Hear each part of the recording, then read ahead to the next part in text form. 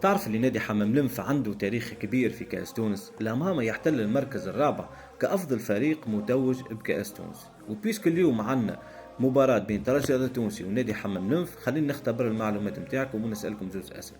السؤال الأول أعطيني عدد ألقاب نادي حمام لمف في كأس تونس، والسؤال الثاني آخر لقب فاز به حمام لمف في كأس تونس انا موسم كونتر شكون وشكون سجل الاهداف. بالنسبه للماتش اليوم ماهوش باش يكون سهل على الترجي التونسي، وباش نتفاداو اي مفاجاه الترجي والكنزاري لازمهم ياخذوا الماتش هذايا او سيريو ويهبط بتشكيله ايكيليبري نوعا ما.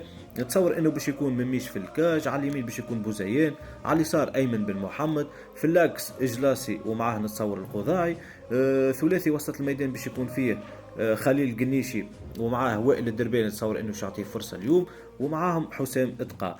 في الاتاك ما عندكش برشا شوا، دونك الكولوار اليمين باش يكون نتصور انه جبالي هو اللي باش يكون في الكولوار اليمين بيرفورمي بالباهي البريود اللي فات، دونك نتصوروا في البوست هذيك. وعلى اليسار نتصور باش يبدا بريان الحمروني، وفي الاتاك باش يكون اشرف الجبري. هذه التشكيله الاساسيه اللي نورمالمون يبدا بها ماهر الكنزاري ماتش حمم. فاعطينا سكور حسب رايكم في ماتش اليوم.